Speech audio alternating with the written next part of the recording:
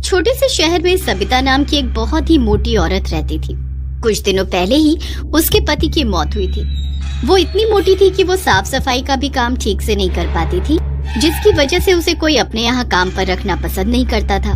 काम न मिलने की वजह से वो परेशान हो जाती है। हे भगवान, मैं इतनी मोटी क्यों हूँ जिसकी वजह से कोई भी मुझे अपने यहाँ काम पर रखने के लिए भी राजी नहीं है। अब तो मेरे पास बस ये थोड़े से ही पैसे बचे हैं। इन पैसों में तो घर का राशन भी ठीक से नहीं आ पाएगा। नहीं, मुझे कुछ न कुछ तो करना होगा। ऐसे में कब तक हाथ पर हाथ धरकर बैठी रहूंगी।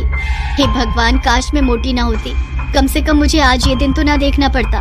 ये सब सोचते हुए वो रोती जा रही थी और बार बार अपने आप को कोस रही थी। वो पूरी रात बस यही सोच रही थी कि ऐसा कौन सा काम है जो मोटे होने के बावजूद भी वो कर सकती है। तभी अचानक से उसके दिमाग में एक ख्याल आता है। हाँ, ये सही है, मैं ये काम आसानी से कर सकती हूँ, मुझे इसमें कोई परेशानी भी नहीं होगी। और फिर वो आराम से सो जाती है।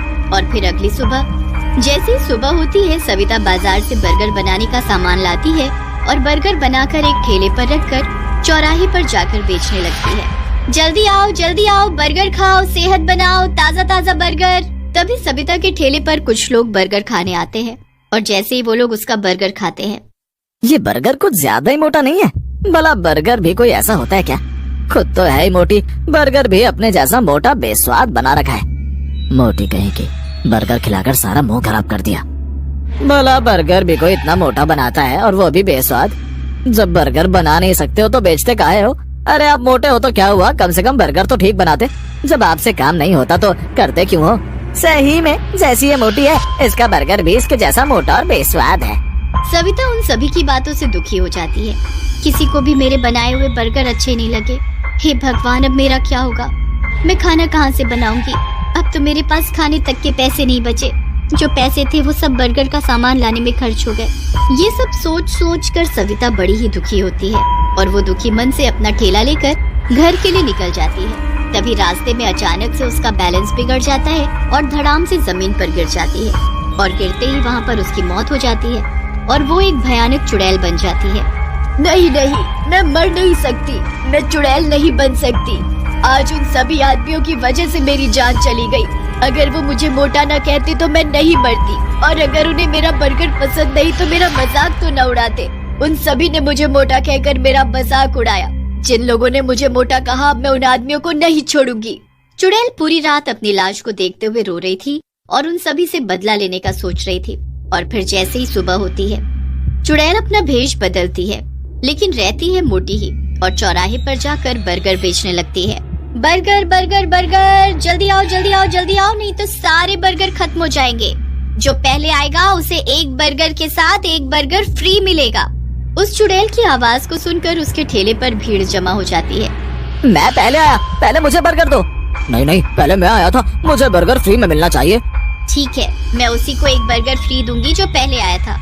फिर वो चुड़ैल उसकी आंखें बचाकर बर्गर पर जादू कर उसे खाने के लिए देती है। ये लो भैया, आपका बर्गर, और ये फ्री वाला बर्गर भी। और फिर बर्गर खाते ही वो आदमी उस चुड़ैल से कहता है, सही में बर्गर खाकर तो मजा ही आ गया। चुड़ैल मन ही मन खुश होती है। हाँ, खाओ, खूब खाओ। मुझे मोटा कहा था ना, अब देखना तुम लोगों का क्या होता है। अगर आपको मेरे बर्गर इतने पसंद आए तो मैं हर रोज आपको ऐसे ही बढ़िया बर्गर बनाकर खिलाया करूंगी। उस चुड़ैल के बनाए हुए बर्गर सभी लोगों को पसंद आ रहे थे। चुड़ैल अपने बनाए हुए बर्गर पर जादू करके उन्हें खिला रही थी। जो कोई भी उसका बर्गर खाता तो बस खाता ही रह जाता। ये औरत इतनी मोटी होने के बावजूद भी इतनी जल्दी और इतना बढ़िया बर्गर कैसे बना लेती है? चुड़ैल सभी लोगों को बर्गर पर जादू करके खिला रही थी, जिससे उसके बनाए हुए बर्गर सभी को खूब स्वादिष्ट लग रहे थे और सभी लोग उसके बर्गर स्वाद लेकर खा रहे थे और किसी को उस पर शक भी नहीं हो रहा था, जिससे उस चुड़ैल के सभी बर्गर खत्म हो जाते हैं और वो मन ही मन बड़ी खुश भी हो रही थी। वाह, चलो अच्छा है, सभी को मेरे बनाए हुए बर्गर पसंद आ रहे हैं और किसी को मुझ पर शक भी नहीं हुआ। लेकिन जब ये लोग अपने घर पहुँचेंगे तब उन्हें पता चलेगा कि उनके साथ क्या हो गया। और बोलो मुझे मोटी। ये कहकर वो चुड़ैल बड़ी जोर से हंसने लगती है और फिर जैसे ही रात होती है वो फिर से चुड़ैल बन जाती है। और उधर जब सभी लोग सो रहे थे जिन्होंने उस चुड़ैल के बर्गर खाए थे, वो सभी उसी की तरह मोटे हो जाते हैं और इधर चुड़ैल मन ही मन खुश हो रही थी। अब आएगा मजा, मुझे मोटा कहा था ना, जब खुद मोटे होंगे तब पता चलेगा कि कैसा लगता है जब कोई उन्हें मोटा कहता है। और फिर जैसे ही सुबह होती है उन सभी की पत्नियां जब उन्हें उठाने के लिए आती हैं, तो अपने पतियों को मोटा देखकर उनकी चीख निकल जाती है और चीख की आवाज सुनकर वो सभी जाग जाते हैं और वो सभी अपनी पत्नियों से कहते हैं, अरे क्या हुआ, इतनी जोर जोर से सुबह सुबह क्यों चिल्ला रही हो? अच्छा मैं चिल्ला रही हूँ? जब तुम भी अपने आप को देखोगे तो आप भी ऐसे ही चिल्लाओगे।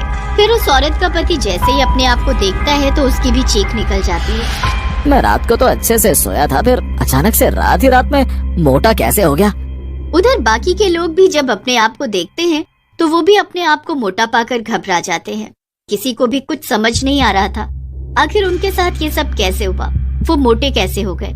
और फिर अगली सुबह वो चुड़ैल फिर से औरत का रूप ले लेती है और भयानक हंसी हंसने लगती है। अब चला जाए बर्गर बेचने। बर्गर बेचूंगी तभी तो सभी लोग मेरा बर्गर खाएंगे और मोटे हो जाएंगे मेरी तरह। फिर वो और ज्यादा जोर से हंसने लगती है और बर्गर बेचने के लिए निकल जाती है और चौराहे पर जाकर अपना ठेला खड़ा करके बर्गर बेचने लगती है। जल्दी आओ, बर्गर खाओ, सेहत बनाओ, जो पहले आएगा उसे एक बर्गर के साथ एक फ्री मिलेगा। उस चुड़ैल के ठेले पर देखते ही देखते कुछ ही देर में भीड़ जमा हो जाती है और सभी लोग उस चुड़ैल से बर्गर खाने के लिए मांगते हैं। मैं पहले आया हूँ, मुझे बर्गर फ्री मिलेगा। नहीं नहीं, मैं पहले आया हूँ, पहले मुझे बर्गर फ्री मिलेगा। चुड़ैल उन सभी आदमियों की बातें सुनकर मन ही मन खुश हो रही थी। अब इन्हें क्या पता कि मेरे बर्गर खाते ही रात में इनके साथ क्या होगा। खूब खाओ मेरा बर्गर, तभी तो मोटे और मोटे होते जाओगे।